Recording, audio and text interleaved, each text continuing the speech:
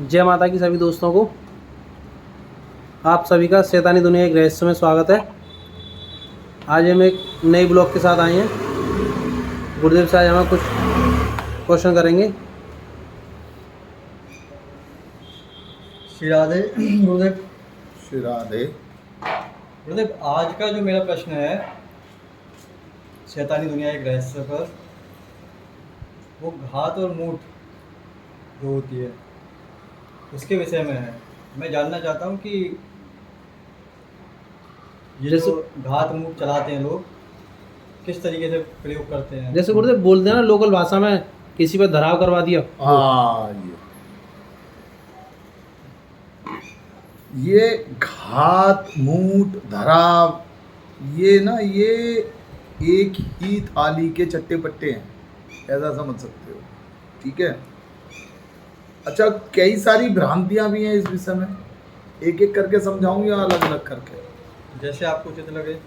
हाँ, एक पहला पॉइंट लेते हैं जो सबसे फेमस है। क्या एक हड़िया टाइप की होती है,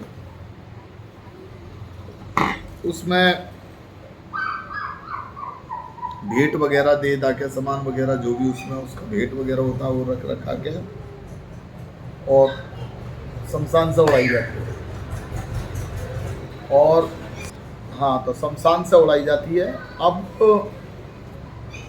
उसमें एक बहुत बड़ा, जो सबसे बड़ा मिथक है वो एक ये है, गौर से सुनना ये बात मेरी, आप लोगों ने भी ज़्यादातर ये चीज़ें सुनी होगी। उस चीज़ में सिर्फ एक शक्ति सबसे ज़्यादा प्रचलन में है, देवी आशु मेहतरानी। जी गुरुदेव, मेरा ये प्रश्न रहने वाला ठीक था है। आपसे। तो उसी विषय में मैं बात करूँगा। हाँ, बताओ क्या कह रहे थे आप? मेरा यही प्रश्न रहने वाला था आपसे कि क्या आशु मेहतरानी के अलावा कोई और शक्ति है जो ये घात मूठ या मारण क्रिया कर सकती है? बहुत। तो सबसे ज़्यादा लोग उन्हीं का प्रचलन नाम क्यों लेते हैं, मतलब वो प्रचलित क्यों है ज़्यादा? बहुत। हाँ, उसके पीछे का रीजन है ना, बंगाली की जो भी शक्ति हैं वो सीरियसली फेमस ही है। चाहे देवी आशु मेहतरानी सही, चाहे लोना चमारी सही,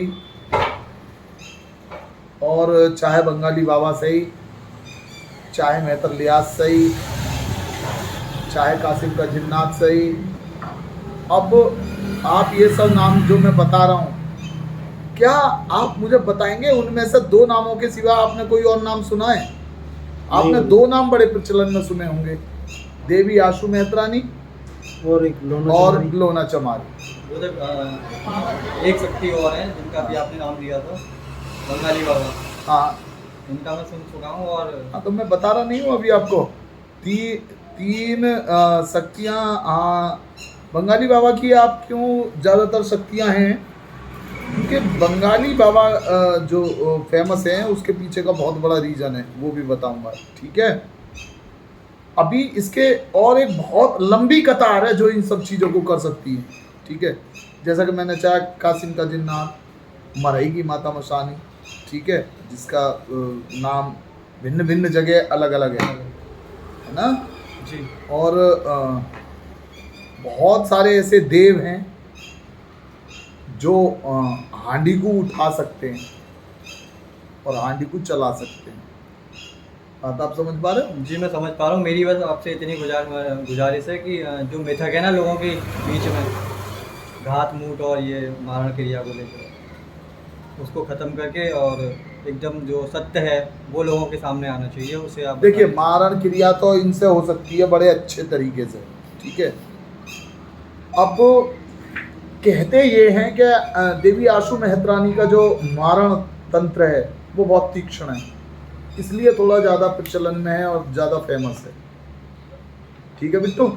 ठीक है।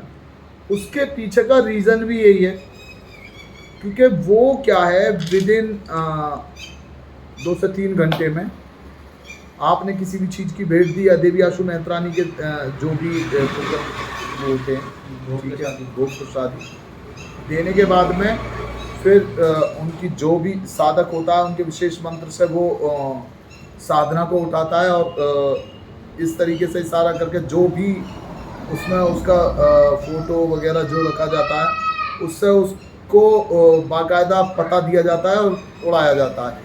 जैसे ही वो उड़ती है, वहाँ से उठने के बाद में खंखारती है, हंसती है खूब, और हंसने के बाद में उसका वाहन है झाड़ू। जी। ठीक है। आपने एक प्रचलन में कहानी सुनी होगी पहले कि